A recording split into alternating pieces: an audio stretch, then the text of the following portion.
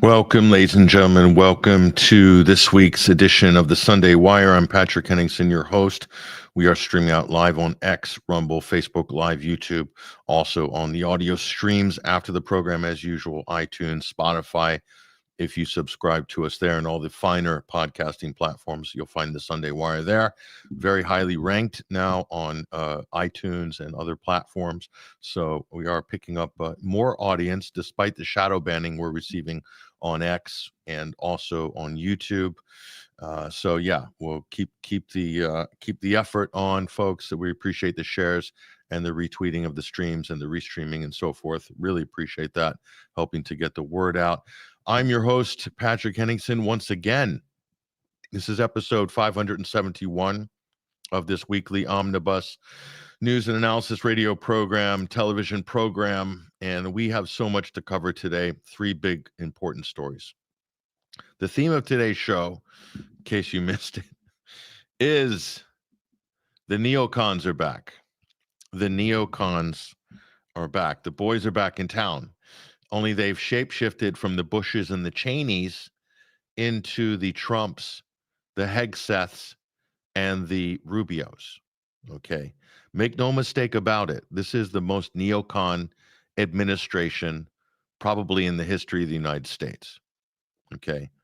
If they had the opportunity to do Iraq, the smash and grab, they would have done it. They've done enough damage. This president has done so much damage, is starting so many new wars in just 9-10 months of this one term that is just baffling. And what's more baffling is the lack of resistance against it within the United States. It shows you how corrupt both parties truly are. We'll get into the details of this. And also, we'll go into overdrive. We'll be joined by our teammates. We'll also be reviewing some of the better comments that are coming through our comment threads. Really appreciate the engagement from our audience. Fantastic. The last couple of weeks have been amazing on the comment side. We'll review some of the better ones there, but three big stories, and I'll lay it out for you, basically. The first one, of course, is the Ukraine peace deal. It's falling apart. We'll tell you why and what you might be able to expect going forward. The other one is the Venezuela war. Okay, this is the biggest fabrication, the biggest fake conflict. I mean, look, I'll get into it. I'll get into it, folks. But this is probably Trump's worst hour. Okay. I mean, so corrupt, you can't even believe it. It's everything that MAGA railed against. This president is doing it in grand style. Pretty incredible. The other one is the DC shooter. Okay. Worse than a false flag. This is a daily shooter event. Okay. If you followed 21st Century Wire, you followed the work we've done over the years with mass shootings and all these sort of high profile terror, domestic terror, international terror, mass shooter events. You'll know that so many of these have been completely debunked with clearly the participation and the intervention of intelligence agencies, the FBI, and international actors as well. We'll go through that, the DC shooter, because some disturbing evidence has emerged. We'll review that. We'll also talk about that specifically in overdrive, because obviously Hesher and Ruckus and the alternate current radio team has such great experience in this area of study. Our archive is unmatched. We'll show you some of the details of this that's going to pull it all together. Okay, so let's start with, well, before we get going, I'm going to bring on stage here. Okay, first and foremost, Sunday screening this week. Great selection by our editorial team, once again. And America's Richest Pastor, Kenneth Copeland. Okay, pretty shocking independent documentary, but a great piece of independent work. It's not officially a documentary, but the quality is so good that we had to feature it. And it's pretty incredible. So this is the dark side of evangelical America on the Sunday screening. Again, hat tip, great job from our editorial team. As expected, so many great selections each week for the last couple of months. It's been amazing. And so that's what's going on there. And this is tied directly to a piece that Freddie Ponton published on Friday, Inside the United States Evangelical Power Market. You can see the image there, Candace Owens, Charlie Kirk, Benjamin Netanyahu, another evangelical actor lurking in the background. You can read more about that. So all these things are tied together. They're tied together. And Candace Owens' latest, revelation about the threat that she's received, or the warning about threats to her life by an organized international confab running out of France. Okay, with the support of the French state. Okay, this is not conspiracy theory. This actually has historical pedigree. So whether Candace's claims are true or not, her allegations, remains to be seen. But based on what she said, based on what she's published, we've done follow-up research on this and found that, yes, these things exist. Not only that, they have been operationalized in the past, and there's full documentation. In the French mainstream press have done reports on this. So Candace is not talking about something here that is completely crazy, or conspiracy theorists, or she's not doing it for clicks. I don't believe she is. So anyway, that's right there in the 21st Century Wire features section, along with a couple of other articles related to that. So go look at the 3 recent articles published by Freddie Ponton on the Candace Owens story.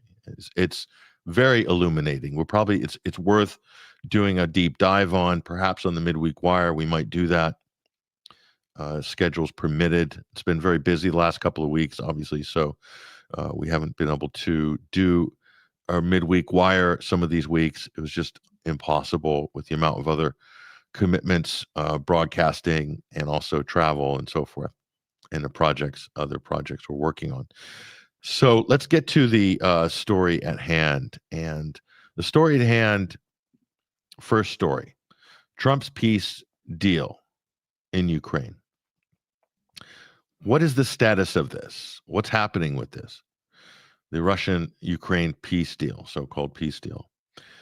And as predicted, like every other peace deal that Trump, he claims to have stopped all these wars, which is completely ridiculous.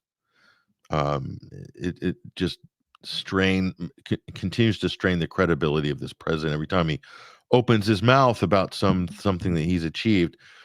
And anyway, this was done. This was floated out, and this 28-point plan. And it didn't take long for things to sort of come unglued, because there's 2 reasons, which we'll show you in a minute. The first is this method of doing deals. This isn't a land deal. We're not trying to build a casino in Atlantic City. Okay. That's what Trump does well, builds things, casinos. Maybe he doesn't pay the contractors or the builders, based on reports we've seen. Stiffs people.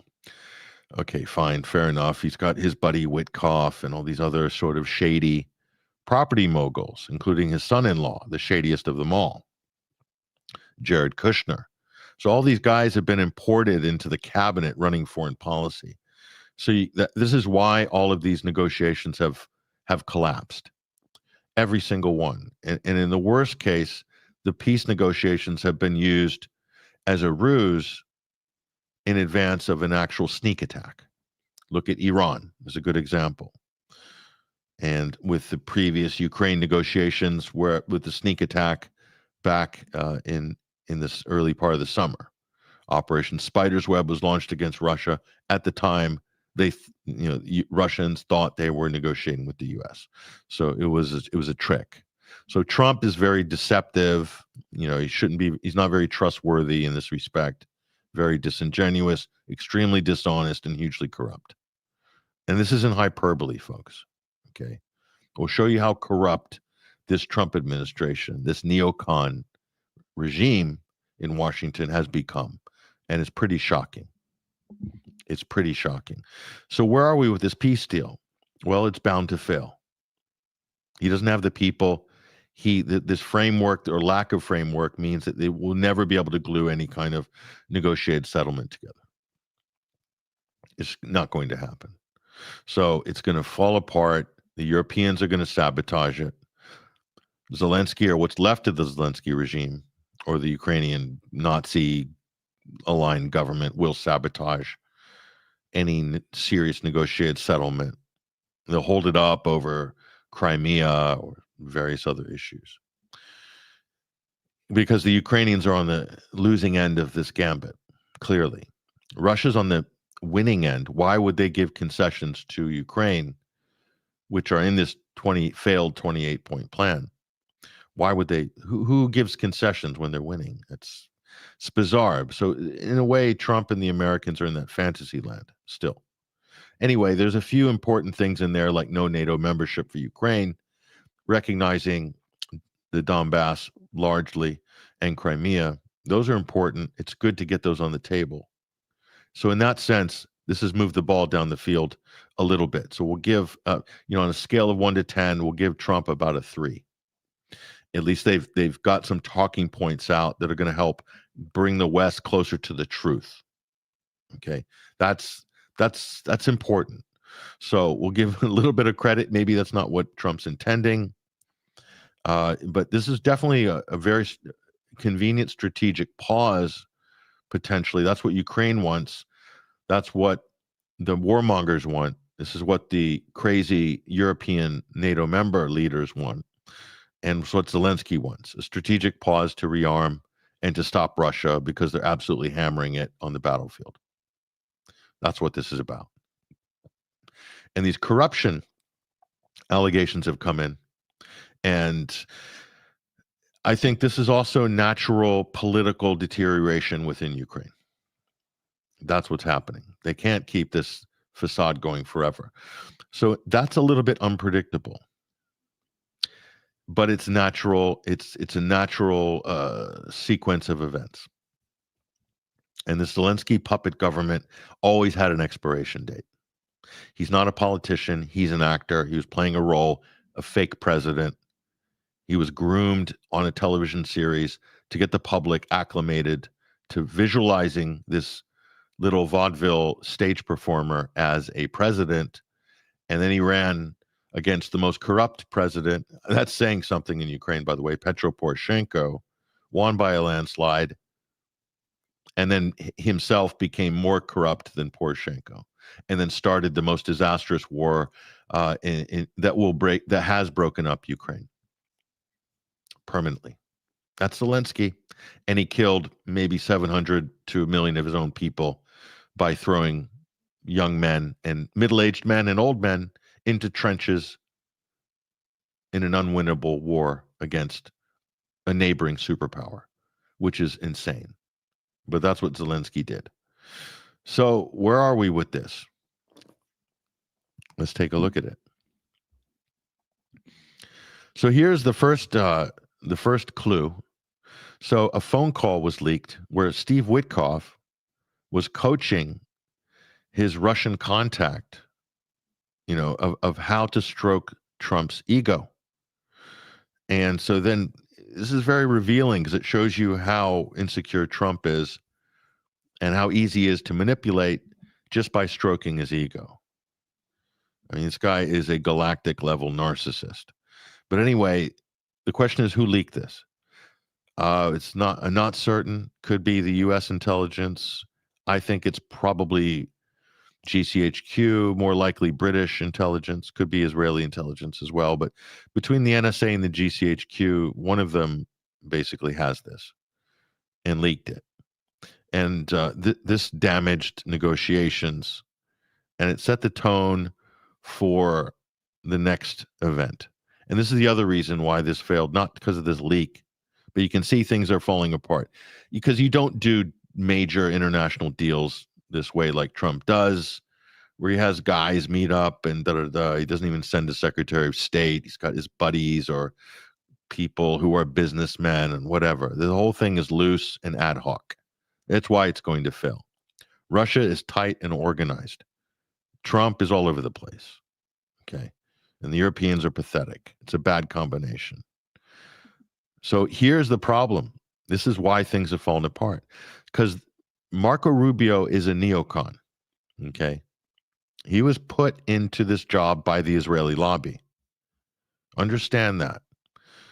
And Rubio, as soon as this thing went public, this 28-point plan, Rubio jetted off to Geneva to console the European leaders who were all bent out of shape by the terms of this deal, which weren't very great for Russia, quite frankly, if you look at it. Plenty of concessions in there, giving money away, stolen assets of Russian, giving away for reconstruction Ukraine, Trump keeping the profits. It was bad. There's so many bad parts of this deal, it's not even funny. But as soon as Rubio goes there, it suddenly becomes a 19-point plan. And then pretty much the whole thing is dead at that point. It's dead already. Personally, this is DOA already. So Rubio did everything possible to sabotage it. Okay? Instead of going there and reading the Riot Act to the Europeans, he undermined the president. So a great article here by Daniel McAdams, if you go to the Ron Paul Institute. Rubio, Neocon Trump's Ukraine peace plan. It's hard to argue with this analysis. Daniel McAdams, a brilliant political commentator and analyst. He is the director of the Ron Paul Institute for Peace and Prosperity. And here are the receipts. So Rubio jets off to Geneva to help lick the wounds of the European leaders who are dedicated to fighting the Russians down to the last Ukrainian. Politico lets us in on what happened next. Rubio changed the tack of Trump's negotiations. Before Rubio showed up in Switzerland, it largely felt like Vice President J.D. Vance, via his close friend Driscoll, were leading the process. By the end of the weekend, Rubio had taken the reins because the conversation became more, quote, flexible. Flexibility means that we are back to square one with a reversion to the Kellogg Euro view that the side winning the war should unilaterally freeze their position and give concessions. I mean, it's unbelievable. But here's the quote by Daniel McAdams. It sums it all up. Lie down with dogs, you wake up with fleas. Lie down with neocons, you wake up with wars. Very, very eloquently put by Daniel McAdams from the Ron Paul Institute. That's the size of it, folks. So Trump has a viper in his nest. Trump himself is a bit of a viper, but if theoretically, I don't even know if Trump really wants peace, or he might like the idea of ending the war, but if you're president of the United States, of a great, powerful country, it's not enough to want the end of something. You have to have the brains and the acumen to know how to make it happen. Trump doesn't have that. He's clueless. He doesn't read. He's ignorant of geopolitics. He's ignorant of history. He's generally ignorant of what other countries and leaders think. You know, he doesn't know what makes them tick at all. He's really reliant on some real charlatans that are around him. And too many to mention, including the Secretary of State, you know, who would have been better off staying in the Senate. At least we would have all been better off if Rubio had stayed in the Senate. Unfortunately, he's running amok in the State Department, doubling as Trump's national security advisor, which is a bit of a joke. But anyways, too many jokes to mention with this circus. Anyway, so where's things at? Well, Putin will straighten us out. Vladimir Putin will straighten us out, is what he said, which pretty much nails it. Either Kiev's leadership lacks the objective reporting about the developments on the front, i.e. the truth. Okay, important distinction. Or even if they receive such information, they're unable to assess its objectivity.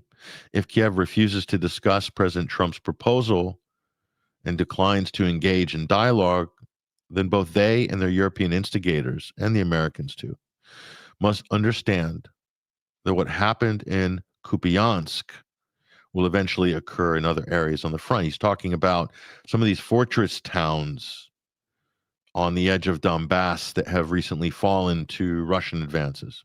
Okay. And he points out something here that's important as well. Zelensky himself gets fed bad information.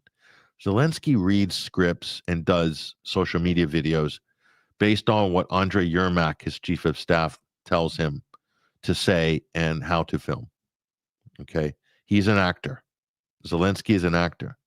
So the information Zelensky has is not very good either. He is a weak individual. He's smart in terms of his own survival quotient, but that's about it. So anyway, Putin just rams it home at the end. And overall, the development suits us, Russia, as it leads to achieving the goals of the special military operation by force through armed confrontation. You see, that's the bottom line, folks. Russia will settle this on the while Trump, Witkoff, and all the charlatans dilly-dally and gallivant around pretending to do diplomacy. Russia's just going to get on with business. And while Zelensky and his buddies are stuffing money in suitcases, getting ready to flee to Tel Aviv, where they can't be extradited for their crimes, first their corruption and then their war crimes, eventually. It's the only safe place for these people. Russia's going to get on with it. America will get on with making money off Europe, selling them expensive U.S. LNG shipped over by boat after blowing up the Nord Stream pipeline, and weapons to Europe, stupid European countries, spending more on defense, thinking they're going to mount this major war against Russia. These idiotic European leaders. And Ukraine's going to get slowly steamrolled economically, politically, and militarily. Russia's going to get on with it. America will get on with it ultimately. Europe will continue digging its hole. And Kiev, well, the rats will jump ship eventually. They're already doing it now. If they're not, whoever's not being pushed out will have to jump eventually. That's just how it's going to go.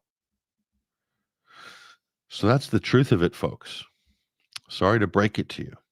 What does this mean in terms of where things are at? I couldn't tell you where things are going to be in a couple of weeks. I do know that this process will not survive through Christmas. We'll be back to status quo. There'll be commitments to give arms to the Ukrainians while they try to figure something out in the new year. And who knows what Russia will have achieved on the ground by then. We'll just leave that there. And this is the other part that should make you laugh or cry. It's hard to know which way to take right now. But this is the Independent. This is typical propaganda in Europe and the UK. How Trump's peace plan has been entirely dictated by Putin. This is not a good deal for Russia, this 28-point plan that Trump leaked out, floated out, or whatever. It's not good at all. You know, it's calling for a standing army of 600,000. That would be bigger than the entire German, French, and British armies combined. That is not the demilitarization of Ukraine. For starters, they're giving up territory on Donbass. There are no real guarantees. It says no NATO, but, you know, how's that going to be guaranteed? Article 5 protections for Ukraine. It means they'll be de facto NATO. So many other things, giving away Russian 100 billion of Russian stolen assets to rebuild Ukraine. It's not necessarily a good deal. This is ridiculous, but this is the cope propaganda that you're seeing around Western media. Don't know what else to say about that. So that's just the reality of that situation. So just, bear in mind, there's going to be more of this propaganda. So eventually this is going to lead us to this story. Okay, Venezuela. This is President Trump's recent tweet. Folks, I really don't know what to say at this point. So Screaming Donald says, to all airplanes, pilots, drug dealers, human traffickers, passenger airlines, please consider the airspace above and surrounding Venezuela to be closed in its entirety. Thank you for your attention to this matter, President Donald J. Trump. So Trump has declared unilaterally a no-fly zone over a foreign country. A no-fly zone. Okay. NATO did this over Libya. before they bombed it. The U.S. did it over Iraq before they destroyed it. They tried to do it over Syria, ultimately destroyed that country, and so on. And we could go on. This is a declaration of war done through the executive branch. If you're still clinging to MAGA and you still got your little red hat at this point, you haven't done the honorable thing and gone out and bought a can of kerosene and a book of matches, I really don't know what to say to you. Okay. This is unhinged, crazy. So look, what you got to understand is at least the Bush administration had the decency to fake the intelligence, to make up a lie, to do, fancy graphics. Colin Powell showed at the UN, a Winnebagos of death and mobile anthrax labs and weapons of mass destruction. They at least had the elite respected us enough, the public, to at least go through, put the effort in to kind of make it look like some evidence, even though obviously to those of us with working brains at the time knew it was fake. Everybody else who didn't, I'm sorry. I feel bad for you. But at least then those neocons, the Rumsfelds, the Bushes, the Cheneys, these guys, they at least went through the effort. They even made it entertaining. The decency. They respected us enough to do ornate lies. It was, you almost have, it's almost artful, the whole Iraq thing. Trump has such contempt for the public. He doesn't need to make up or fabricate anything. He just says, oh, that country is a narco state. That president's a drug dealer. We're going to war against them in order to steal their oil. So regime change, steal the oil, nationalized the assets, and hand them out, share them amongst his friends. Okay, that's what this president's doing. This is unbelievable. This is just the highest level of criminality. Okay, so what's buttressing this? Let's take a look. Go look at it for yourself. That was yesterday. I mean, how illegal is this? It's hard to know where to start. So here's Pete Hegseth, the defense secretary, or he changed the name of the Defense Department to the War Department. It's like priming us for World War III. So we just find out SEAL Team 6 first bombed the boat. 2 survivors clutched the burning hull. A second missile incinerated them.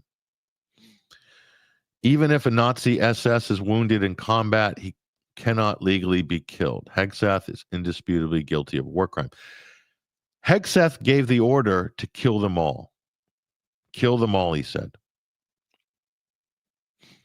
Second strike to kill any survivors. The Israelis did this with the USS Liberty in 1967. Okay.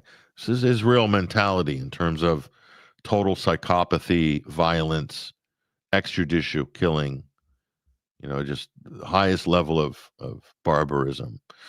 This is neocon next level. Okay. Hegseth here. And let's look at, so that's Pete Hegseth. Pete Hegseth, what you have to understand about this guy is he is a sort of second tier Fox Weekend host that was shortlisted by the Israeli lobby to be defense secretary. And they sent the order to the Democrats and the Republicans to confirm him. No experience, no rank in the military. I think his highest rank was major as a reservist. It's kind of an insult to the country to put this guy in charge of the Pentagon, but it's what Israel wanted. And what Israel wants, Trump does. So that was a done deal. Take a look at this guy's arm, which is showing in this. You see that tattoo? So he's covered in tattoos, this guy. Like a biker or, it's like just insane. So that's the sort of caliber of the individual that's in charge of the U.S. military. So he's now caught doing war crimes. So it's easy to impeach him. He should be indicted, and he should spend time in federal prison or somebody's prison because he unfortunately has become a criminal. Maybe he wasn't before, per se. I don't know. But this is a guy that worked at Guantanamo Bay. That's like a big thing on his resume. He was a Gitmo. He was a guard, lording over the taxi drivers and the goat herders and the school teachers at Gitmo. Pete Hegseth. Okay. That's running the $1 trillion a year U.S. military industrial complex. He's part of this drive to declare war on Venezuela under a fake guise of narco trafficking or something like that. So the biggest drug traffickers in the Western Hemisphere are the CIA and the DEA, the U.S. government. Work with the cartels. They work with the cartels and corrupt Central American leaders. I'll show you where this leads us in a moment. Things get even more interesting at this point. Enter this man. This is the former Honduras leader who helped to import 400 tons of coke into the United States. This is a major narco trafficker. So why is Trump suddenly saying he needs to be pardoned? Wow. Isn't this incredible? So the same Donald Trump who fabricates a case against Nicolas Maduro claiming the Venezuelan president is a narco trafficker is now suddenly this week asking to have an actual federally prosecuted and imprisoned major corrupt Honduran leader thrown out of government. He's in U.S. prison, 400 tons of cocaine on U.S. streets. This guy. Trump wants him sprung. Look at this. Donald Trump says he wants a pardon for Juan Orlando Hernandez, who's serving a 45-year sentence.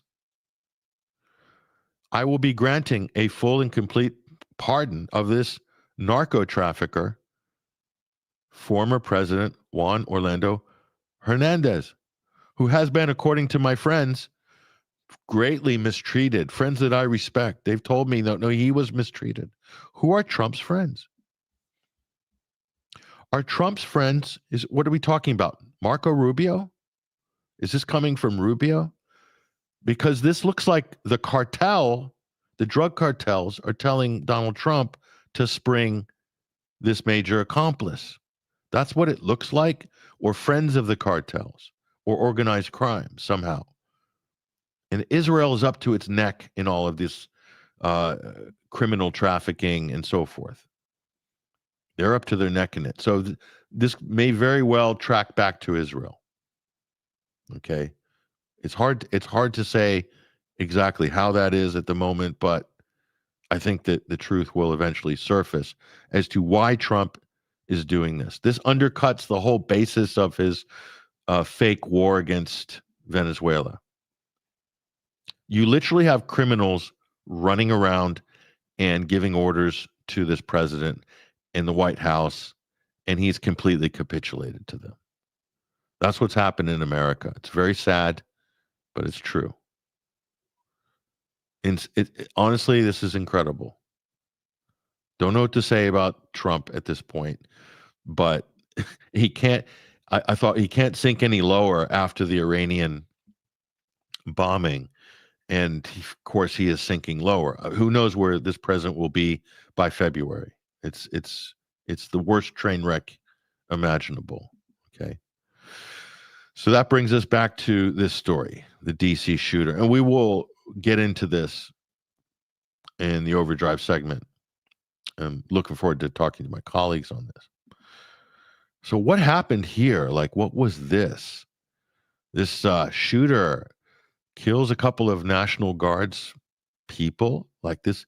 He drove 3,000 miles to do this for no apparent reason, because that's what crazed mass shooters do, we're told. But somewhere behind there, I just thought, well, this is just too convenient. Okay. And we'll look at the narrative. Well, there it is. That's the headline there. Hero National Guardsman film taking down DC shooter Ramanullah Lakanwal. Okay, whatever. He's Afghani, came into the United States. We'll get into that in a minute. But that's one of the feel-good takeaways from this. Oh, it was a heroic takedown by the other National Guardsmen. So not soon after, courts ruling that the National Guard should not be on the streets of D.C. at the same time, practically. So was that a reaction, or was that the planned reaction to this event? Or was it the fact that Trump cancels visas for all asylum seekers? This had nothing to do with asylum. So it's hard to work out what's going on here, but we do know that it's probably U.S. FBI or U.S. intelligence are involved in this, clearly as a daily shooter event. Okay? These sort of coincidences don't happen. But to the average American and the flag-waving MAGA cultist, or people who watch Fox or Newsmax or One American News, this will be what we're saying here is going to be lost on them. What we're about to show you, which is probably going to blow your mind in a minute, it will be these people, it doesn't even register in their little brains. Okay. Now here's the reveal. DC shooter suspect could not tolerate the violence of his CIA-backed unit in Afghanistan, says childhood friend.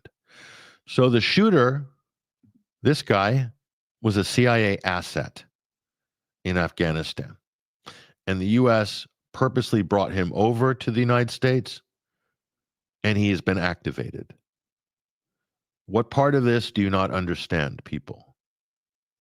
The mainstream, even the New York Times has laid the obvious clue out here. This guy is a CIA asset. This isn't just some asylum seeker or an immigrant, okay? And he has been activated. He's operational. And he did his job. So what we don't know was who was in his ear that led him to D.C., that helped organize this. We'll never know. If it was through the FBI, you wouldn't know. If it's through the CIA, fat chance as well. If it's Israeli intelligence working this guy, you will never find out. I personally think probably, again, you would be shocked. We would all be shocked to know the level of involvement the Israeli state and its various agents and people and operatives, the level they've penetrated some of these major high-profile events, it would probably shock all of us if the truth were to be known. And we may never find out. But some clues have been left along the way, which are very interesting. Okay. 21st Century Wire has the greatest archive probably on the internet for these types of events. And I'm not just saying that, it's true. Here's another great piece by Sean Helton.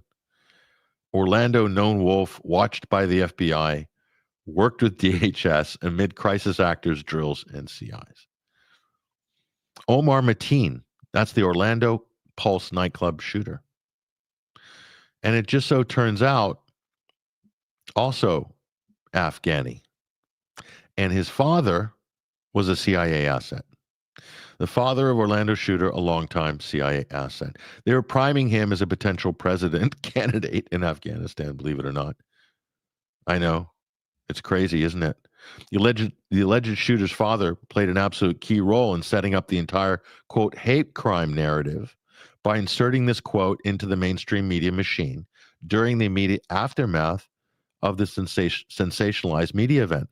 Sadiq Mateen, father of Omar Mateen, said, "We were in downtown Miami, Bayside. People were playing music. And he saw two men kissing each other in front of his wife and kid, and he got very angry. They were kissing each other and touching each other, and he said, 'Look at that. In front of my son, they are doing that.'" And there we were in the men's bathroom and the men kissing each other, etc. So his son upset at gays' public display of affection in Miami, okay?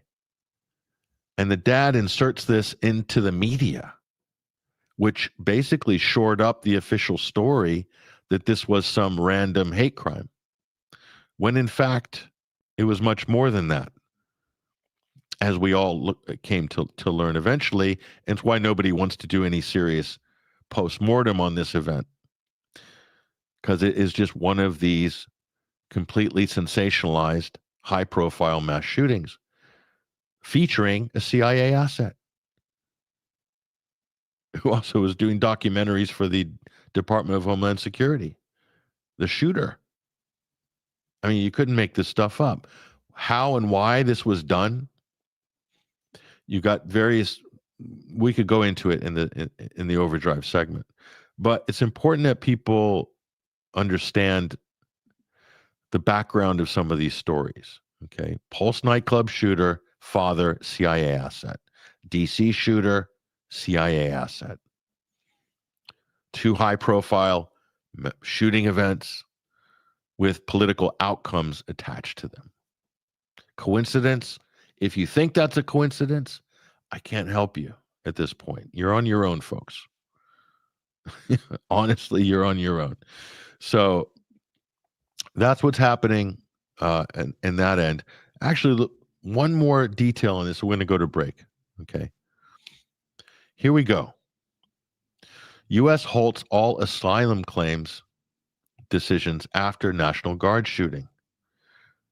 So Trump's putting a pause on migrants from third world countries. Well, this has nothing to do with that.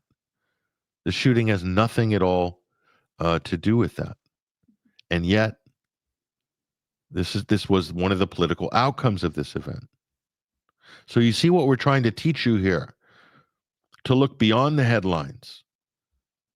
Look further. Do not take any of these stories on face value. And to quote the great master of disaster himself, Rahm Emanuel, Obama's chief of staff, a complete sociopath, a crazed former IDF soldier running the White House and running our government during the Obama administration. Never let a serious crisis go to waste. And what I mean by that, it's an opportunity to do things you think you could not do before, says Rahm Emanuel. That's one of the greatest political quotes of all time. And that's exactly what Trump did. Okay? And this shores up the immigration issue a little bit more, a very emotive issue used to manipulate the public, a major populist tool, if you will. So, folks, we're just pointing out the obvious here. This isn't conspiracy theorizing. This is political science, but advanced political science. Thankfully, our audience at the Sunday Wire is fluent in all of these topics. If you've been listening for 5 or 10 years, we have some people listening to this program for the last over 10 years. Okay. They are totally fluent. Our audience is fluent in the daily shooter discourse because we pioneered it, and our great writers, our great journalists, my great colleagues absolutely know their way around this topic. And it's not something that you want to be an expert on, trust me, because it shouldn't be happening. But it's happening. Anyway, look, we'll take a break right now, and we'll return with the Overdrive segment on the other side. I'm Patrick Henningsen, your host. You are watching and listening to the Sunday Wire, episode 571. We'll be back in just a few minutes. For in the final analysis, we all inhabit this small planet, and we are all mortal.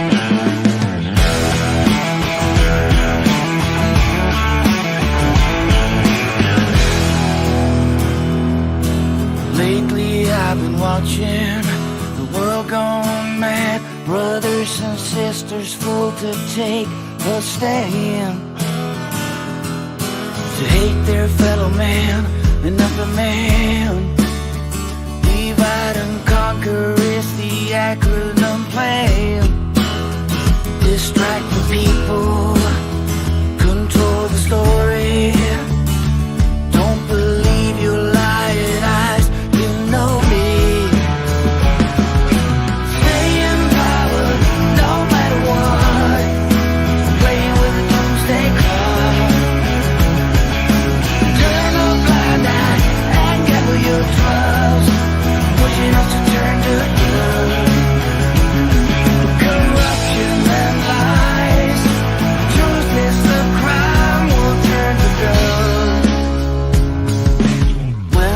time misery to keep you on edge, make you believe anything anyone says.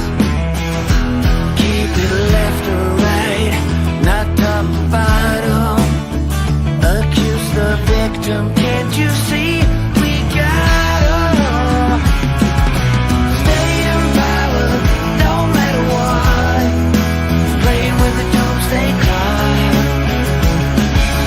Turn a blind eye and gather your trust, pushing us to turn to dust. With captured rights, feudal time will turn to dust. To dust.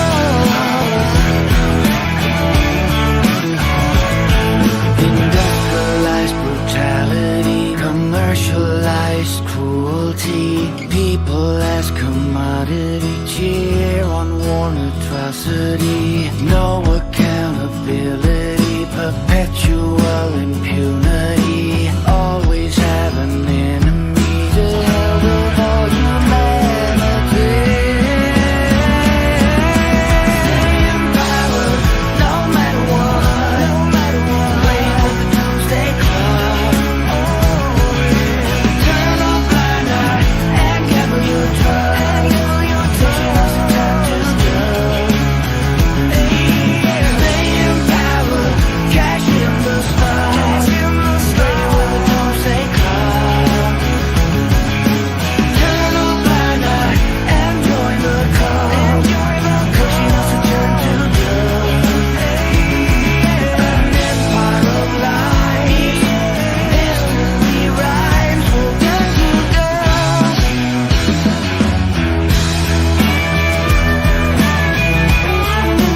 turn to dust.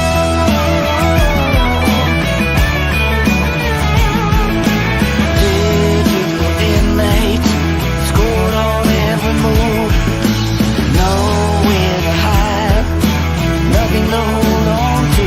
Return to dust, as we turn to dust, as we turn to dust.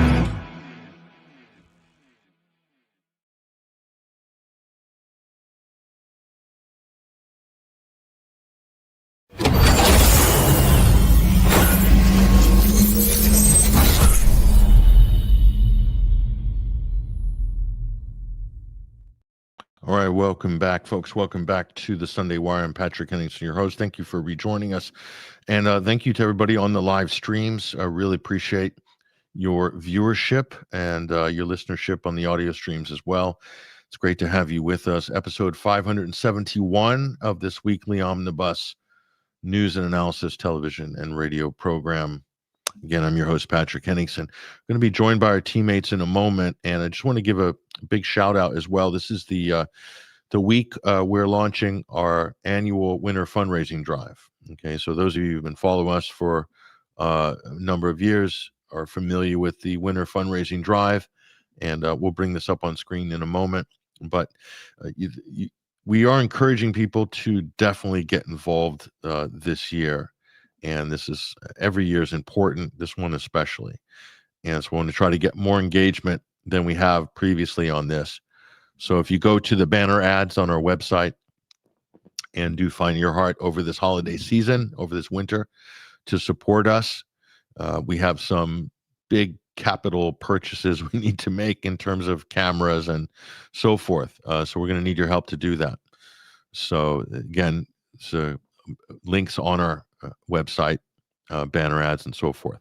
So we'll be promoting this throughout the next couple of months, and this is really important. This is how we raise money to keep the operation floating and surviving, not just surviving, thriving into 2026.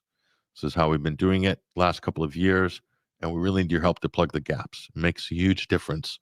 So those of you who want to get involved on that level, please do. And I want to give a shout out to some who have already donated since the banners have been live, and just in the last few days, really, well, in the last week or so. Give a big shout out to Peter C., George S., Alex S., Nancy H, Barbara C, Jill A, and also Eonin C, George S, and Seymour K. I want to thank all of you guys in there. And a big thank you, of course, to Alex S for taking out a lifetime membership. Huge, huge for us. Massive. I really appreciate that. Other one-time donations there, $50, $50. Unbelievable. This is amazing. Thank you very much, all of you guys. And so we'll every week or every fortnight, we're going to try to read off just not the full names, but just the first names, really, of some people who have supported us, just so you guys know that we appreciate it. So thank you again. It's amazing. You guys have people are already stepping up for this, so we're absolutely blown away. Thank you. Thank you so much. Now, let's get to the business. Okay. I want to bring on stage my colleague from Alternate Current Radio Network, is lingering somewhere in the background. I'm going to bring him up on stage. Bryan McClain, also known as Hesher, is joining us on the live link right now from Texas. Thank you for joining us. And I want to add on to the stage here, Ruckus. Ruckus is among us, also from the great state of Texas. So first and foremost, I want to talk about this daily shooter business, okay, in a minute. But I appreciate the background graphics, Hesher. It's inspirational. The Department of War, Hegseth, total psychopath. Trump, the neocons are back. What do you think, Hesher? Are the neocons back? I kind of agree with what you were saying earlier. I used to loathe and just feel so crapped on by the psyops of the Bush era, but now I kind of miss them. At least we had, a story that made sense. At least the narratives made sense back then. Now it's like, and the conspiracies hadn't converged. And now we're at a place where it's like conspiracies have all converged and collapsed at, within a matter of like 8 years here. And yeah, I miss the old days. I never thought I'd say it, Pat. Yeah, and I always say, and I'm dead serious, Ruckus, at least the Bush administration had the decency and respected us enough to try to fake it. Trump doesn't even feel the need to even bother fabricating evidence. Like, what is this? It's a tell. I mean, it lets you know exactly how far we've come, right? I mean, we make references to where, like, sometimes these people who act in secret have like a mask that they wear. Well, they've all ripped the masks completely off, haven't they? So yeah, I mean, it is shocking, but it's not surprising if you've been paying attention to how things have been progressing along thus far, just in this first year of 2025 under the second administration of Donald Trump 2.0. But yes, that was my favorite part of your analysis this morning, Patrick, was pointing out how at least back in the day they had the decency to put in a little bit of effort.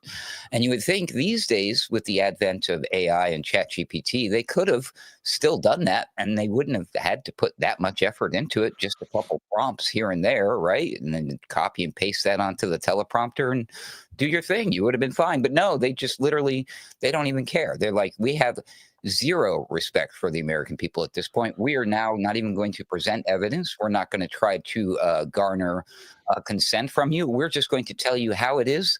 This is the way it is. Sit down, shut up, buckle up, enjoy the ride, or don't. We don't care, because this is happening, people. It's very terrible.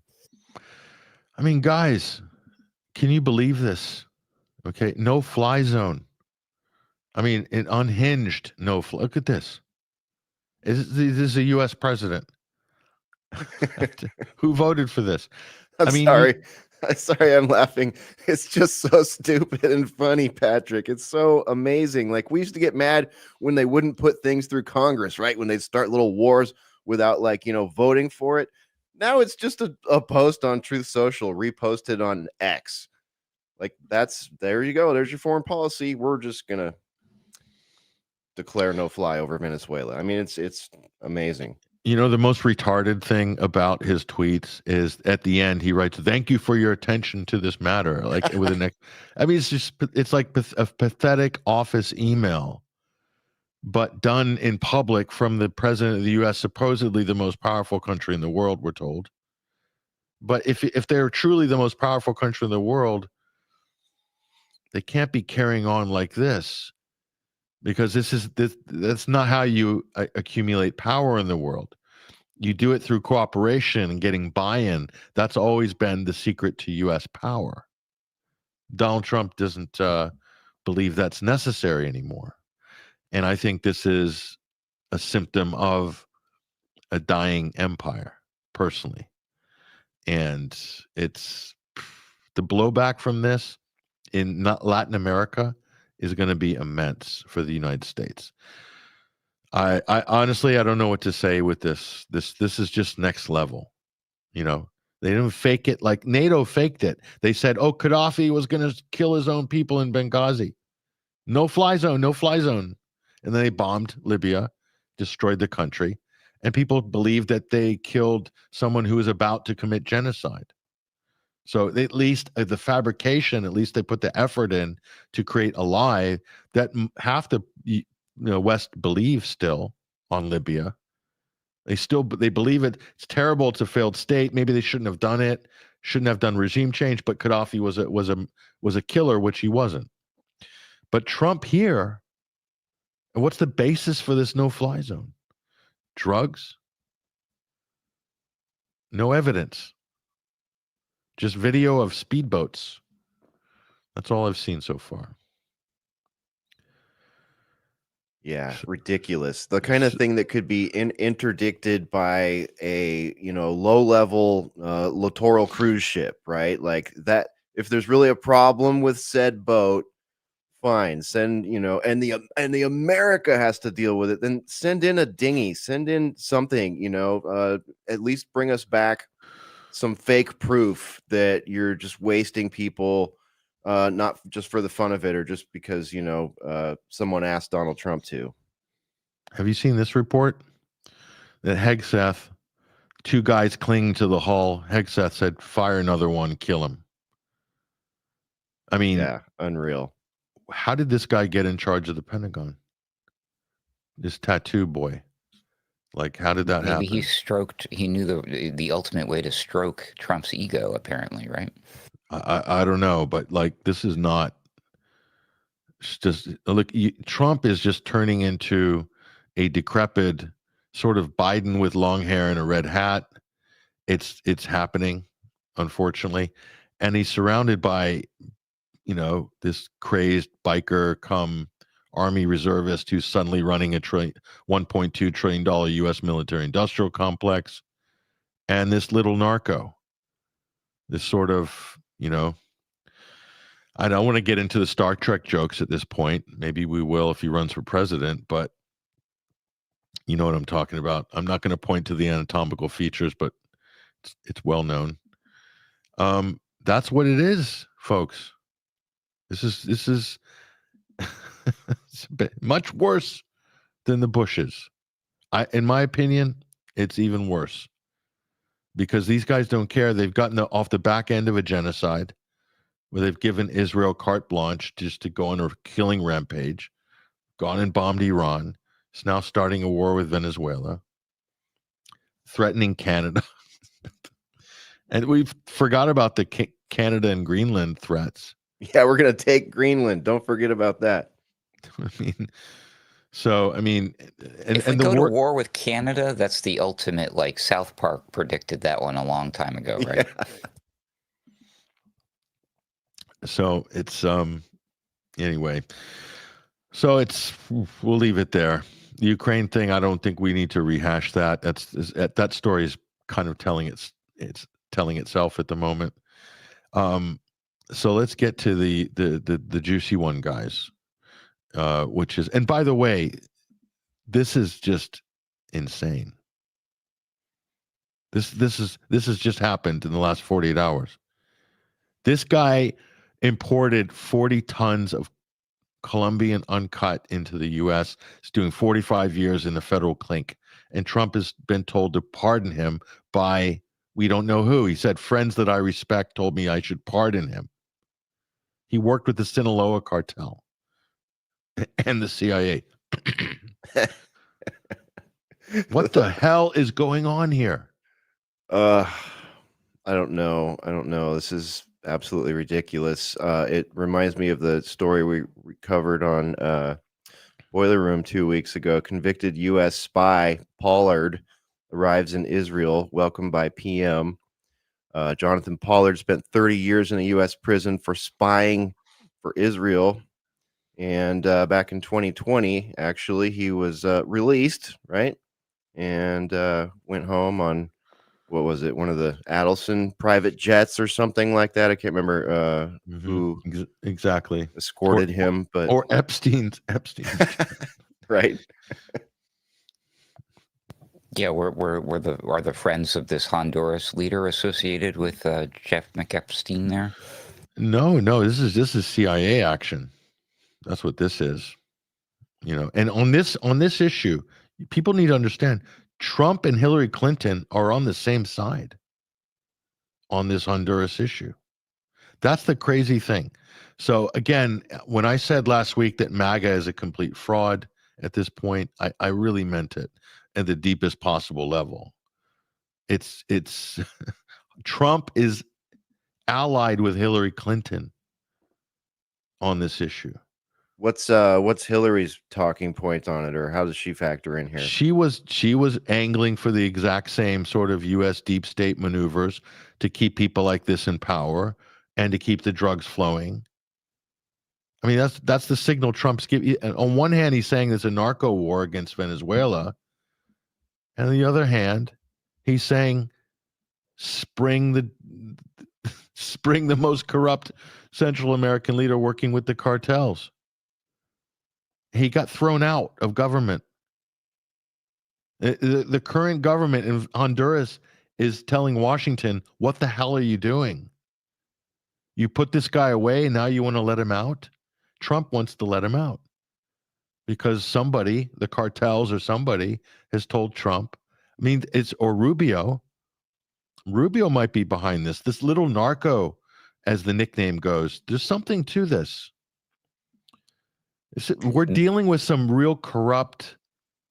There's a lot of criminality, and and this is the thing Trump was supposed to sweep away from the swamp. This is next level swamp. We're talking like Jurassic swamp here. Yeah, this is what's happening. I hate to say it, guys. It pains me. Did you hear Trump's comment too? He made the public comment from the podium, and he said, I can report tonight the Department of Homeland Security is confident that the suspect in custody is a foreigner who entered our country from Afghanistan, the hellhole on earth. He was flown in by the Biden administration in September of 2021 on those infamous flights everybody was talking about. His status was extended under legislation under President Joe Biden. Don't you just love the way it's all like evil Democrats, shithole countries, blah, blah, blah. But it's like you pointed out, what about all these CIA connections and stuff here? Like we have quite a few Afghanis here in the country that were friendly to the United States military in most cases, and that's why they're here.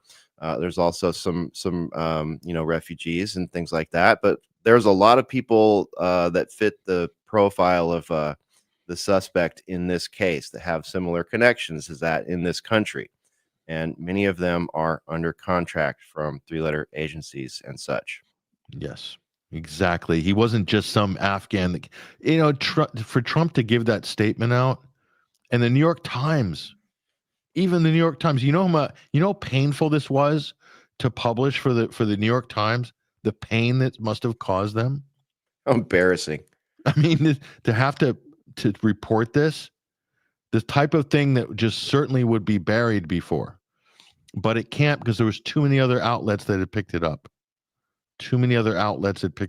They had to run this story, and this guy was a CIA asset. He was a trained by the CIA, our Central Intelligence Agency.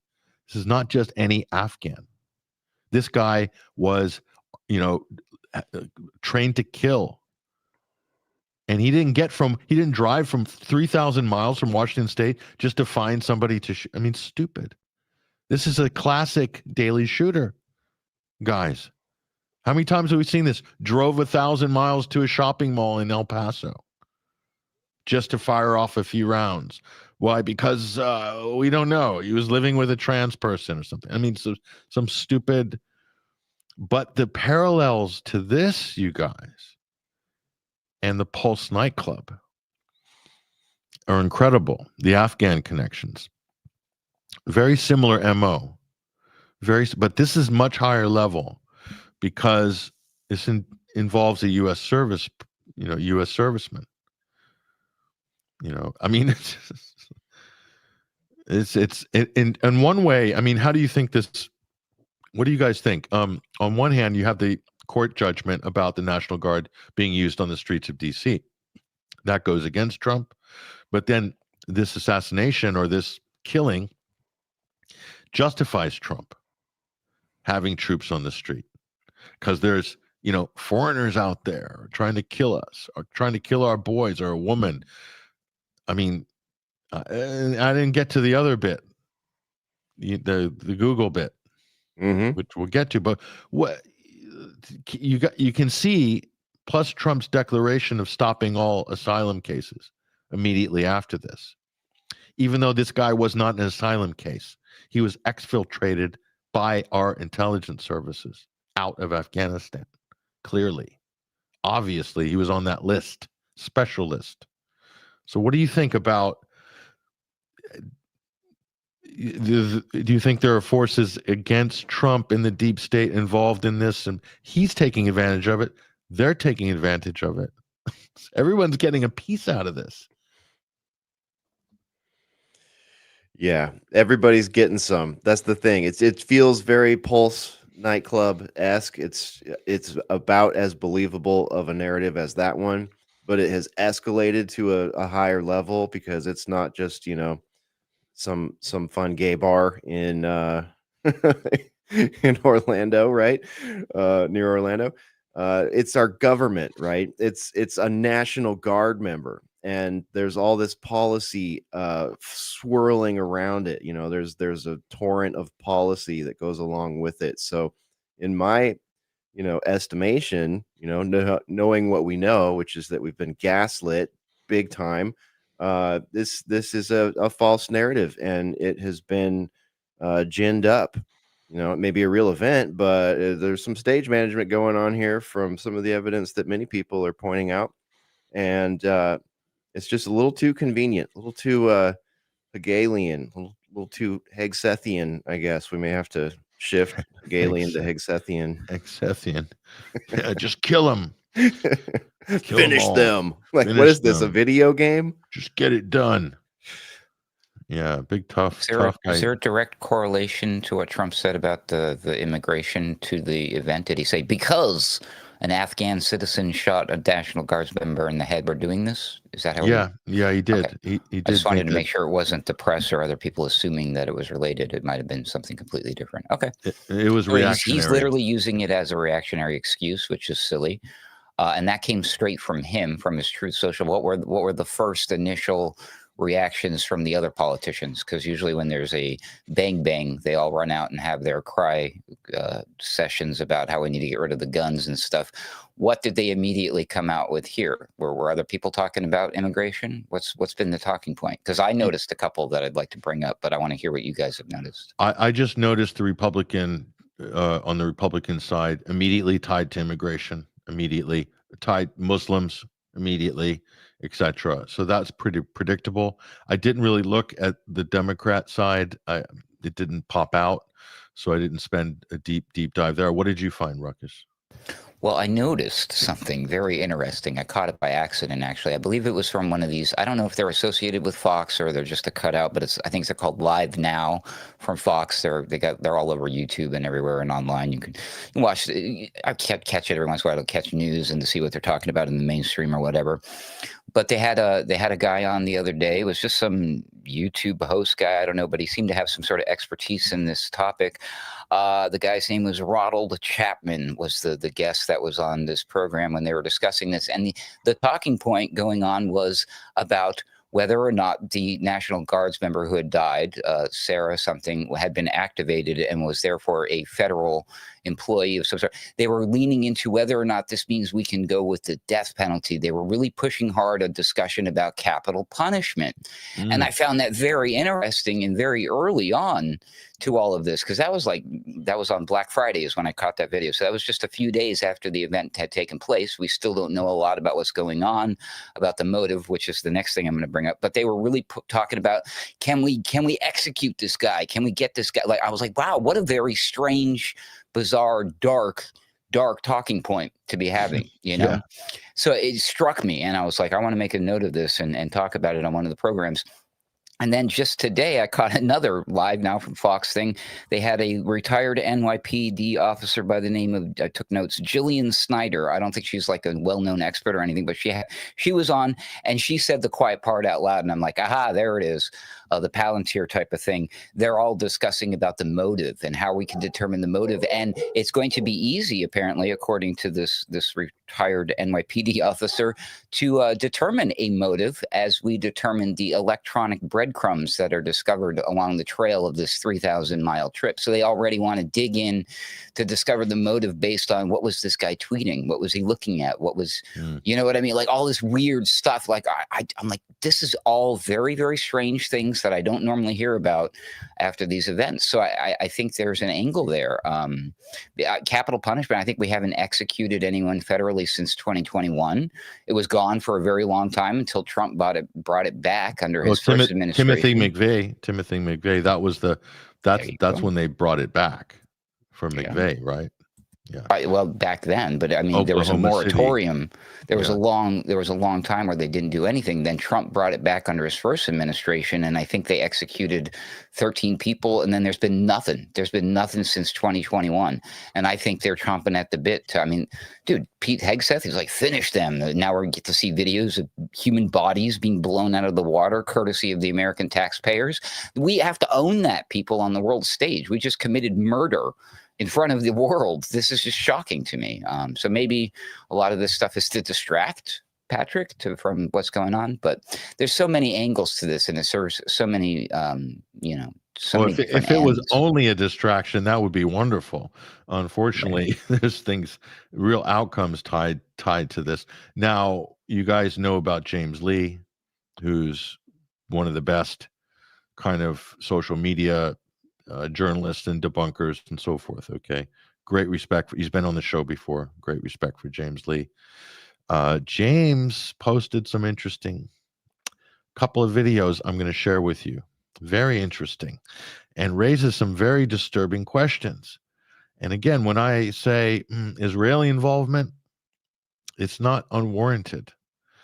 And you have to understand what we're dealing with here, folks. And I don't think people you got to start appreciating the manipulation of U.S. domestic and foreign policy and the role of foreign actors in the U.S. story and how this gets done. Okay, let's bring James up on screen for a moment. You go to his X account there, 5149 James Lee. And he's saying here, and this was posted on the 27th, okay? He's saying, DC shooter update. Google Trends show a small spike in traffic for Rahman Ullah Lakanwal, I think that's his name, on the 20th, 6 days prior to the attack. Then again on the morning before the attack, another spike. Okay, I'm gonna play this video. I'm gonna get your guys' comment on this, but let me just cue this up. This is James Lee. Fantastic work by James Lee. Again, listen to this. 2 National Guard members were shot today, November 26, 2025, in what they're calling an ambush-style attack just blocks from the White House in Washington, D.C. The suspect, they tell us, is a 29-year-old Afghan national named Rahmanullah Lakanwal. Police are saying he was a quote-unquote lone gunman who ambushed the National Guard. Now, here is where things get weird. Just a few minutes ago, I went on Google Trends to do a little research, and it looks like on November 20th, 2025, which is 6 days prior to the attack, there was a very small but noticeable spike in searches for one Ramanullah Lakhanwal originating from the DC area. I then zoomed in to see what the search activity was for just this past day. And wow, would you look at that? A massive spike in searches for Lakhanwal in the wee hours of November 26, 2025, the day of the attack. A spike that dwarfs the number of searches for Lakhanwal even after news of the shooting broke later that afternoon. This is all very strange, right? Why would people have been searching for Lakhanwal's name a week prior to the attack? Not only that, a massive spike in the wee hours of the morning, the day of the attack. It just doesn't make any sense. Now, the other bit of context that I'll add is that on November 20th, 2025, which is the same day Lakhanwal's name shows up for the first time in Google searches, a judge ordered an end to Trump's troop deployment in DC, calling it unlawful. Now, could all this somehow be related? You let me know. What do you think, guys? Is this related? It's got anything here? I mean, what would happen if I said, no, this is a coincidence. There's not enough there for me to consider it. Like, I mean, how do you even, I guess people might say that to themselves, but I don't see how. I really don't. I mean, yes, it's, it's not a smoking gun, but I mean, it's something. if you presented this to a mainstream media reporter, what would their response be? It would go straight to the weather, wouldn't they? Yeah, or they would, like, if they had enough time to prepare it, they would look at his Twitter feed and our Twitter feeds and say, oh, you're the same people that said X and Y and Z and Alpha and Omega about this. You're and an that. anti-Semite. Yeah. Yep. Whatever. Yep. All that. Yeah. Conspiracy It would have to be theorists. an ad hominem attack that's not related at all to the information being presented. You're correct. Yeah. So that's James Lee. Now, that's that one. And he has another video, I think, that really sums up, it just kind of wraps it up. I'm going to play that in a moment right now. But let me just decommission that one. And then we can add the next one onto the stage right now. So this is I think the following day or later that day, this is a nice little wrap-up video by James Lee that really puts things into the frame properly here. I want to share this with you guys. Listen closely. Again, let me bring this up. I think it's this one. Yes, here we go.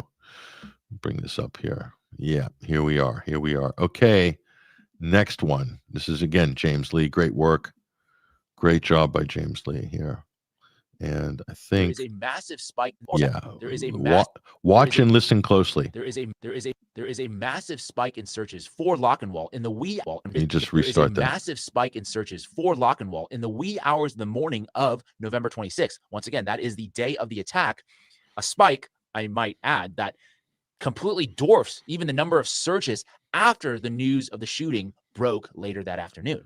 Here is a screen recording that I took just to make sure the evidence is preserved, which, by the way, has already been wiped by Google. Of course, the question still remains, why would there have been people searching for this guy's name a week prior to the attack, and then another massive spike in the early morning hours the day of the attack? That strikes me as very strange. Another very strange data point, 4 days prior, someone, probably multiple, most likely, in the state of Israel was searching for the name Sarah Beckstrom, the National Guard soldier who tragically lost her life during the November 26th attack in DC.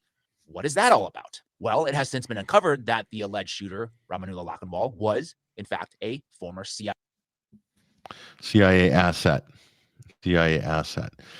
Guys, why do all roads track back to Tel Aviv? Why? Why is that keep happening? That's annoying. It is. I'm sick of it. Frankly, I'm sick of it. Is us noticing that? Is that antiseptic? Yeah, it depends who you ask, I guess. Guess that's antiseptic. I think there's a larger and larger amount of Americans that are, independent, center right, center left, all over the map that are wondering, am I antiseptic right now? Because So this is insane. James has noticed the Google searches, which Google wiped. Yeah. He screen recorded them. Great job. But by noticing this, does that make James antiseptic? I'd say yes. I mean, if I was to Must put be. myself in the shoes of those that call that name, yeah, absolutely. The ADL must be like having kittens at the moment. Mm-hmm. Great work by James Lee. It's good to have these guys. I mean, he is one of the best who actually is doing their work, and I'm so glad that he is. He's brilliant. But guys, I mean, isn't that weird? Is that a little bit disturbing? Why would the Israelis be searching the name of the future victim? Let's just say it. And the shooter, like both of them. What? So does that mean that there's a possibility this is an Israeli op? I would have to say 100%. I mean, it has to be 100%. You have to suspect they're on the short list for suspects based on not circumstantial evidence, but it's not a random event. It's not a random event. Can we agree it's not a random event? We have to be fair. There's always a 0.0001% chance, right? So we'll go with, we're not 100% sure, but it's going to be very hard to convince the three of us that maybe, I don't know, it was really Hamas and they pulled a false flag and they used VPNs and deepfake videos to trick people like James Lee into thinking that it was Israel doing these certain. Yeah, nobody's going to. Were you trying to do a Ben Shapiro impression? I'm trying. I'm like thinking, there's only so many angles they could go with this, and there's not much you can do. Yeah, it looks a little obvious, a bit on the nose, and too many people are noticing. So we probably should just shut the whole thing down. Maybe have a great reset or something. That's it. Call producer Berg. Tell him to shut it down. Okay, guys. I mean, seriously. That's disturbing.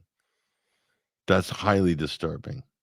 Isn't it funny how like there used to be an event like this and all the way up through Las Vegas and beyond to a certain point where it was like we would spend a week taking this apart and everything, and now it's like I see all the hallmarks, I hear the narrative, and then I see something like that and I'm just like, all right, I'm out. I'm not going to waste any more time on this. I know what I think that this is. I've put enough thousands of hours into this topic to break off another 40 for this one to collect up all the information. It's getting stupid.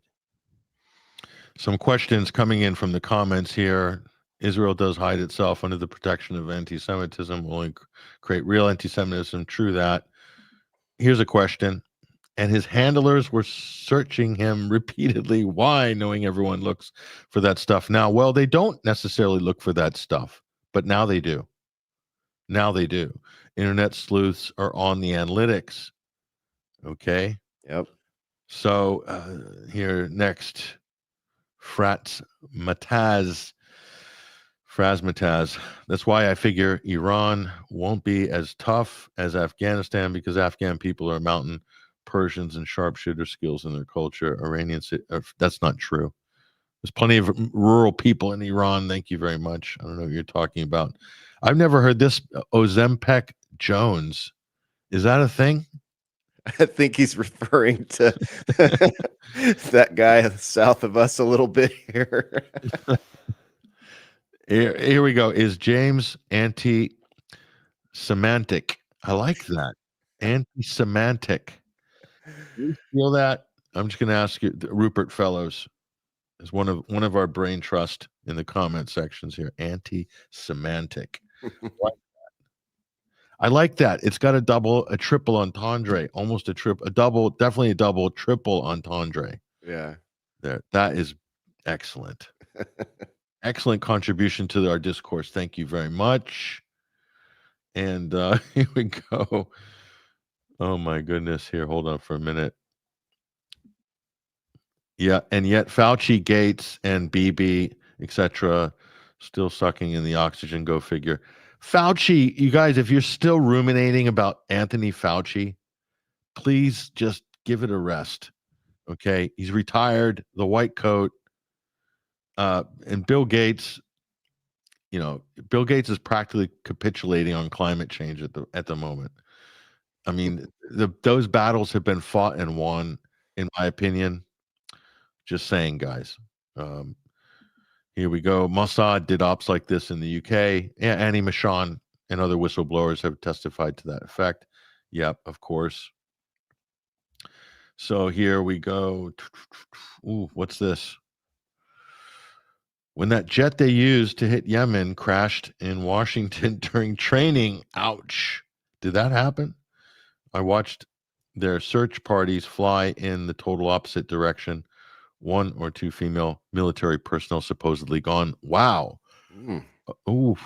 We're going to have to screenshot that one. Yeah, I want to read about that. Yeah, because this also happens when you see training activity, or remember the SEAL team that was in the Chinook, the same people who did the Bin Laden raid, all of a sudden they're gone. And then there's a training accident in North Carolina, or what have you. They liquidate U.S. servicemen who were involved in things to create a story out of a story. She could have been killed doing something else. Who knows? And then all of a sudden they've used her as the mascot for this event. That has happened before, guys.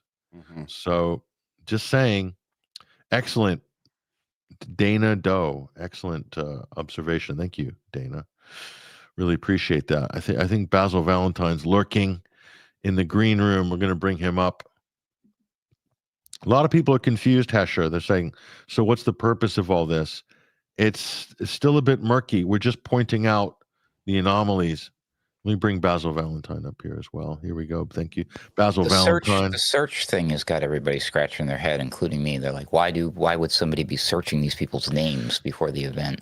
Because they're intelligence agencies profiling, preparing media releases, all the sort of activity that goes around a staged event.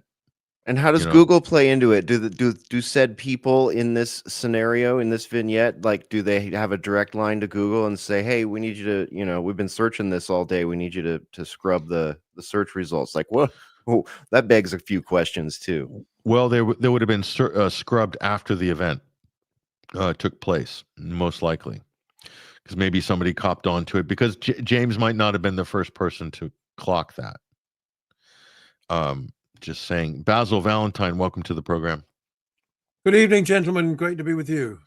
Yep. Look, we've only got 15 minutes left. We've got a shorter format this week. But Basil, what do you think about all this? Any comments on this or anything else that we've been covering?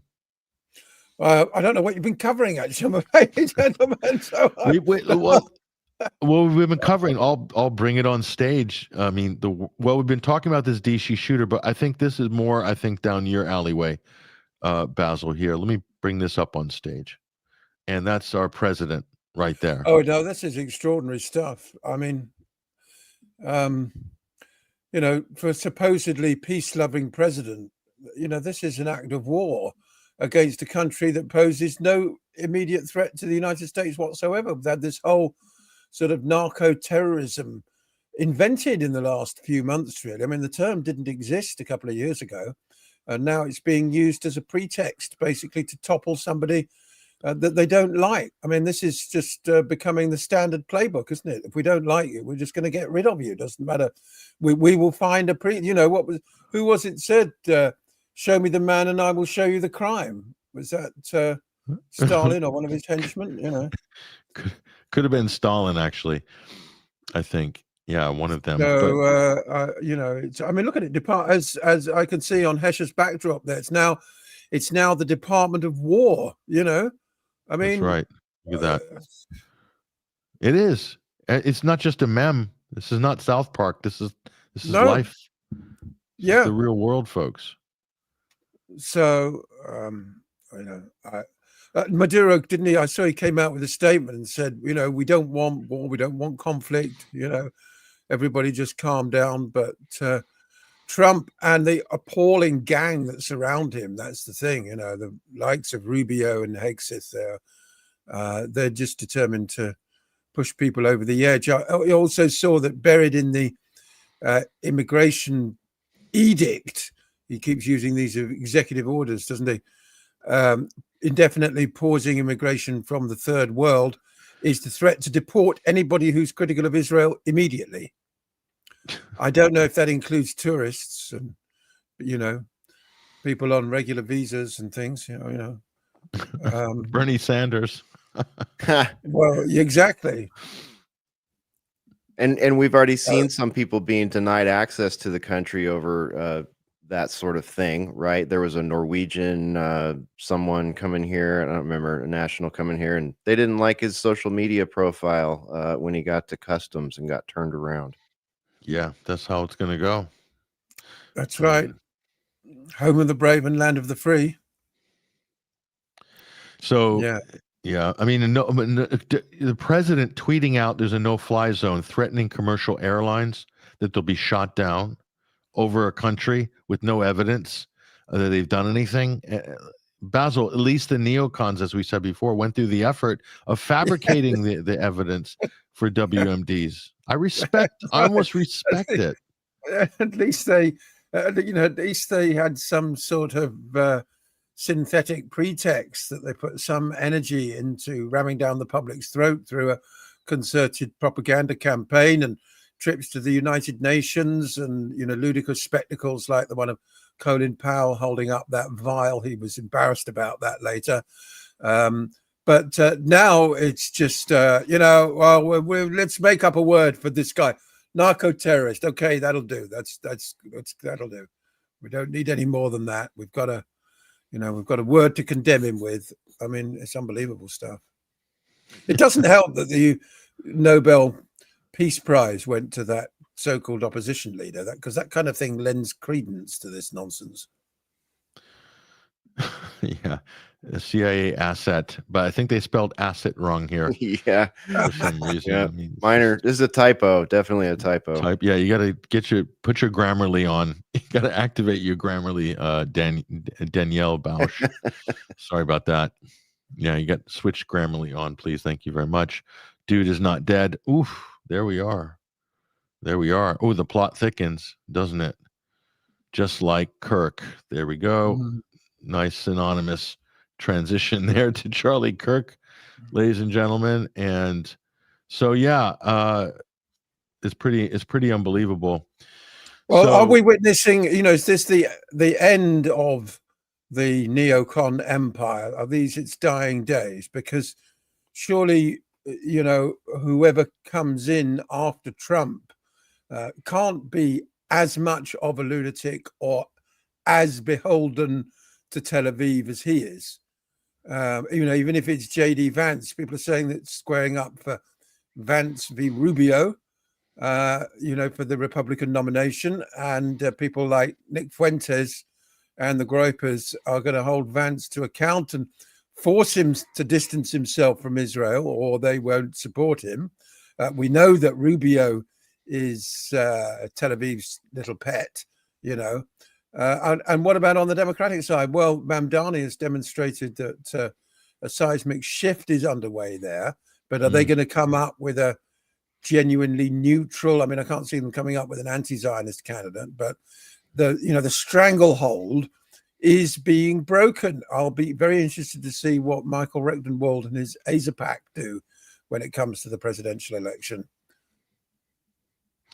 And so I'm going to feature a nice slice of yellow cake. Thank you very much. Magatai 2926. Now this comment. Oh yeah, I saw something about he was supplying Hamas. Did you see that?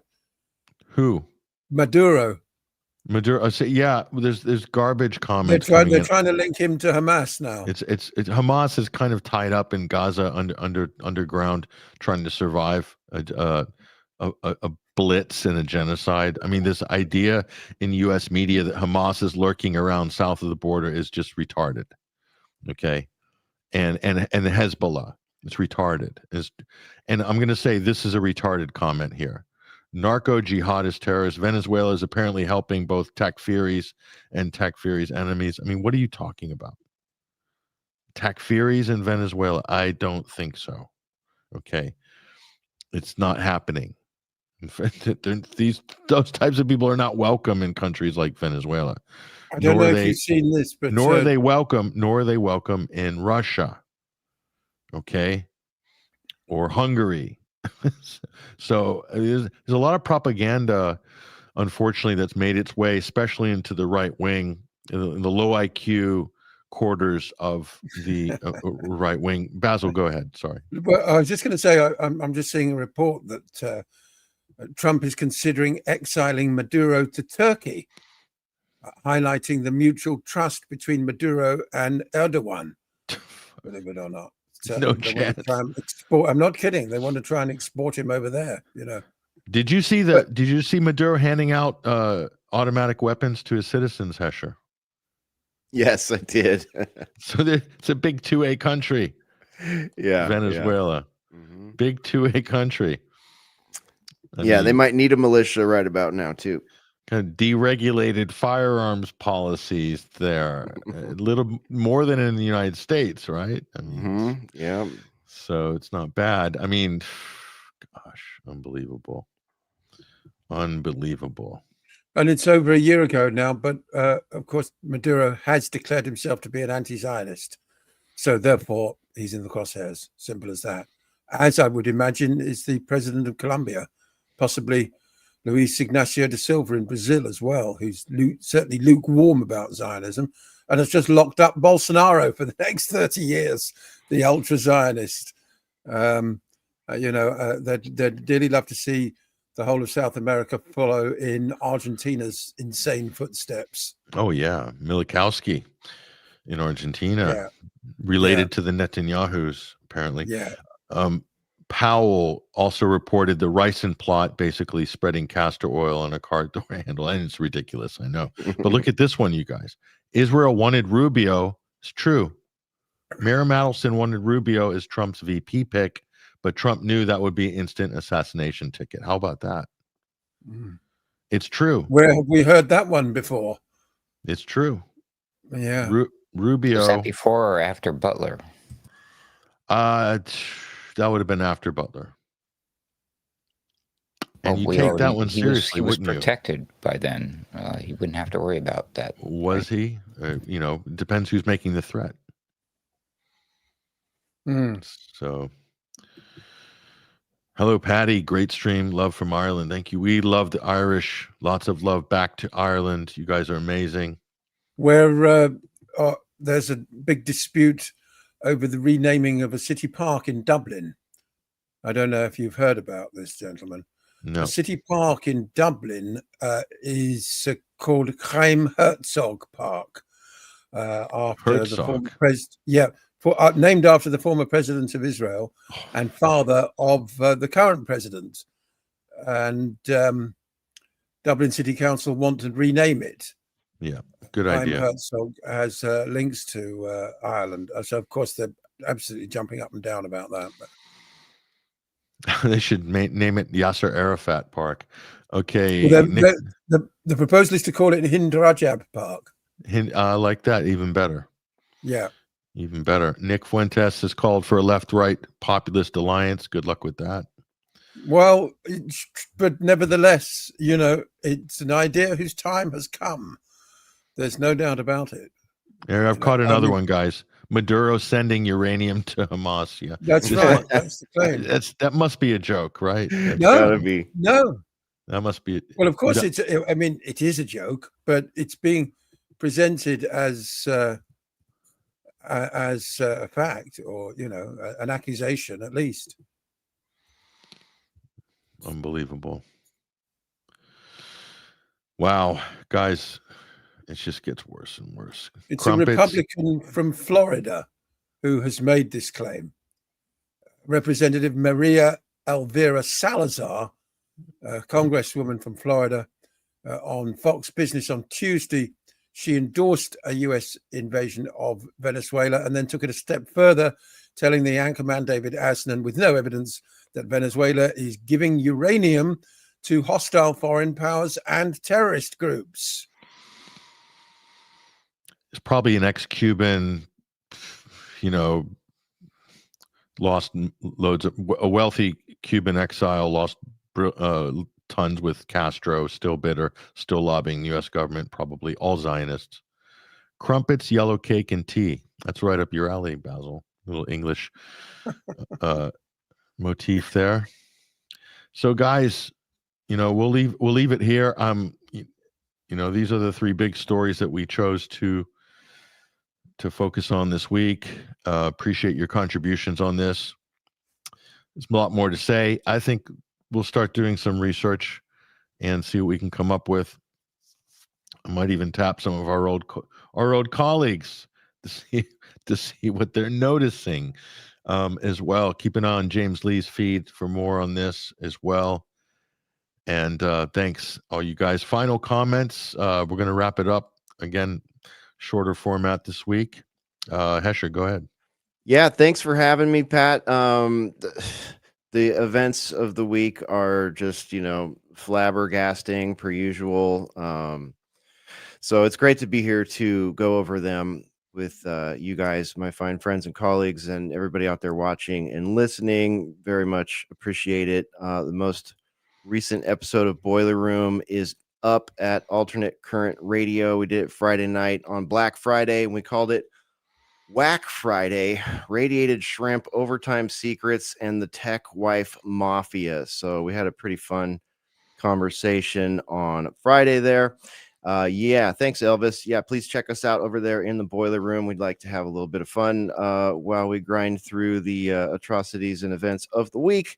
And you can support us at alternatecurrentradio.com/support, all that good stuff. Thanks for all the great comments and chattings and stuff, everybody. And we'll do it again next week. Tech Wife Mafia. Is that what you said? The Tech Wife Mafia. That's right. That sounds positively frightening, quite frankly. It is. It's very illuminating. Oh, gosh. Mush. Absolute mush. Go ahead, Ruckus. Final thoughts. As you can tell, you can see on the screen there, that's where you head over to find out where all the stuff is, alternatecurrentradio.com. You'll also find my stuff. I do some stuff with Sam Chaney over at Weaponized News. I was just on there on Wednesday, which was when this DC shooting event took place. So if you'd like to hear our commentary about that, basically as it happened, just you can find that at alternatecurrentradio.com. That's also where you'll find links to my Twitter account, AC_wordslinger, which is where you can send me a direct message if you need help with your website or you want me to make a graphic or something cool for you as the wordslinger. And of course, just follow me on X. I post some interesting, fun things daily. I'm not one of those loser X accounts with the blue check mark who does nothing but tweet how awesome Trump and Elon Musk is and how SpaceX is going to save the world. So I'm an actual real user on there, and I come up with my own clever thoughts and ideas and post them. So please follow me. It's AC_wordslinger. And thanks for having me, Patrick. I look forward to doing this again, and we'll see you all over there in the Boiler Room sometime this week. Much appreciated, Ruckus. And our listeners appreciate you as well. Getting a lot of big ups, Hesher and Ruckus, in the chat rooms, as well as Basil. And great report on the UK column, Basil, on Friday. Appreciate that. Your intervention was most welcome on very, very important story. But your final thoughts, Basil, before we take it away. Well, I'm sorry I was so late joining the stream tonight. It's partly because I've been following the developments at the Your Party inaugural conference in Liverpool, the new left-wing grouping headed by Jeremy Corbyn and Zara Sultana. And it looks as if it's going to remain just that. They had a vote on what to call the new party, and they've decided that they're going to stick with Your Party. So for the foreseeable future, next year's May council elections, there will be people standing under the party name Your Party. They've also voted to go for collective leadership. So there won't be a single leader. It's highly likely that the joint leaders will be Zara Sultana and Jeremy Corbyn. It's a moot point as to how well they actually get on personally. Zara Sultana wasn't there yesterday for the first day. She was boycotting the event, partly of the expulsion of some of her supporters by the organizing faction, which largely belonged to Corbyn, which I've already seen described as the right wing of the new Your Party. One of the things they've been talking about is whether or not you'll be allowed to be a member of another political party, including those registered with the Electoral Commission, and also be a member of Your Party. And they've decided, yes, you can be a member of two parties. So that means you can be a member of the Socialist Workers' Party, the Green Party, the Labour Party, presumably, Workers' Revolutionary Party, one of any number of other groupings, and be a member of Your Party.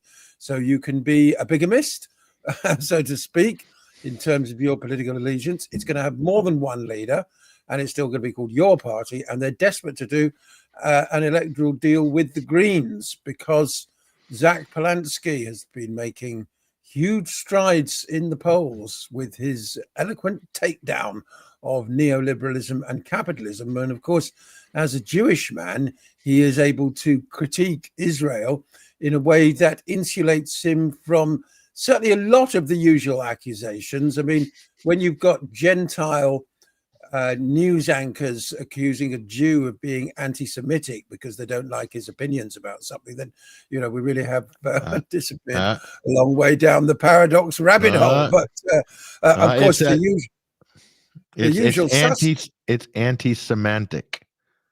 Right. Anti-semantic. That's the new term we're adopting. Go ahead.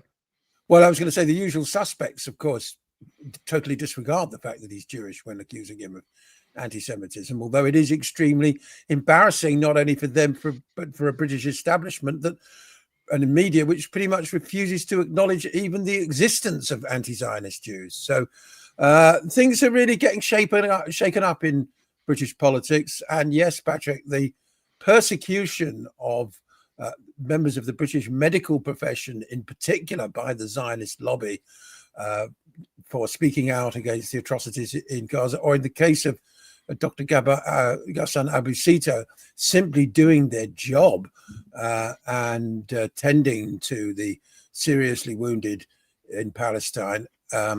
Well, it's an ongoing story. There's a big fight underway, and one that is set to continue, with the lobby firmly, it's got its grip on the British government, and they're trying to sort of stamp out any dissent. You've got to be 100% pro-genocide, or you're not a good doctor. That's right. That's right. That's the best career move right there. That's right. Let me make a caveat as well to the censors.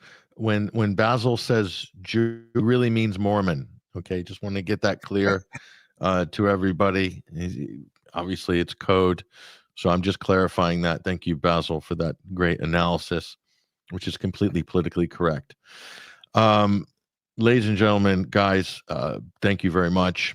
Lot to digest. Obviously, things are heating up before Christmas, as we knew they would, and we're so glad that you're here to analyze all this crazy stuff, to help us sift through the madness, as it were. Thank you, Hesher, Bryan McClain, Ruckus, Adam Clark, Basil Valentine, joining us from the south coast of the beautiful England.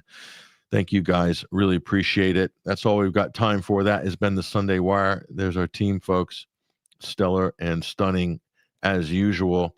And thank you, Elvis in Vegas. Winter fundraising drive is here. Let's get the best platform bigger. Thank you so much for that. We're glad that you think so.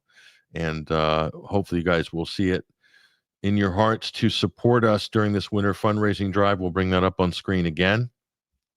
That's what's happening as we speak. And if you just go to the donate section through that link, we will be tarting this up in the next couple of days, but it will take you to that page. And that has all the different options and different ways you can support us. So that will become more of a winter themed sort of page with a little bit more information on it this year. And again, we read off some of the early donors. Thank you, guys. Really appreciate it. We'll do that every couple of weeks. And so that's all we've got time for today. I'm Patrick Henningsen, your host. This has been the Sunday Wire. This is episode 571. Thank you for your support, and thank you for joining us. All of our readers, listeners, viewers, it's been great, and hope to see you again during the midweek and also next Sunday. Go to 21stcenturywire.com for daily reports and analysis. It's all up there right now. We'll see you guys soon. Take care. All the best.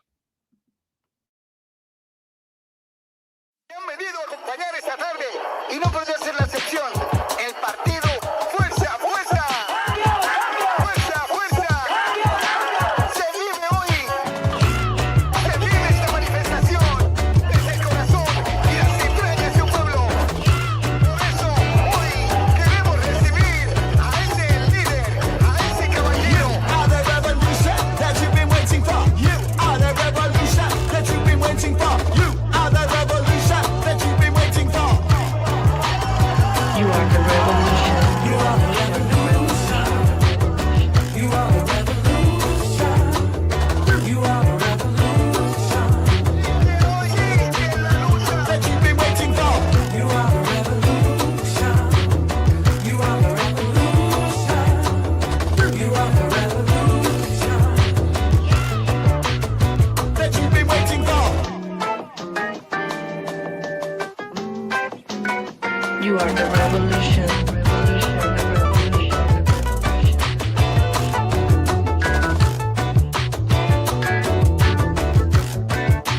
Revolution.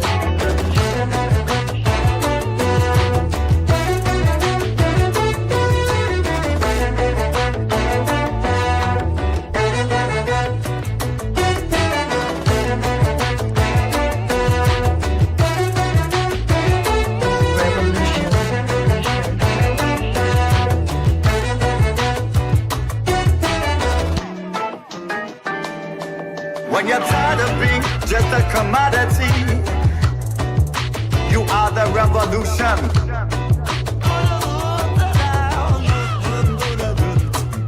And we're gaslit into another war. Stand strong because you are the revolution. You are the revolution. You are the revolution. You are the revolution. You are the revolution. That you've been waiting for. You are the revolution. You are the revolution. You are the revolution. They conspire against you, accuse you of terrorism, to steal your sovereignty. Hold fast, watch it collapse.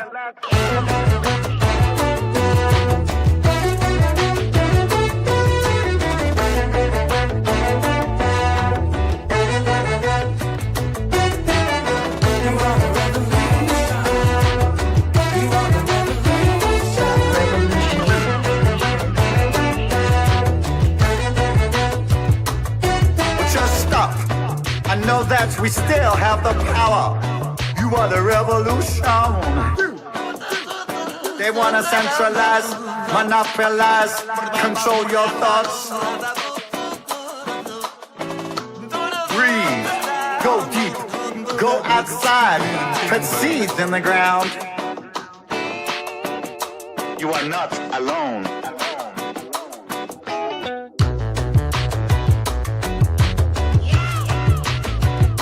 You are not alone.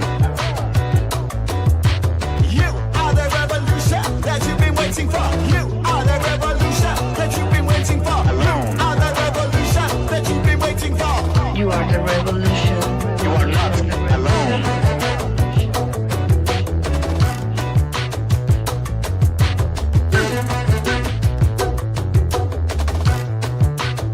That you've been waiting for.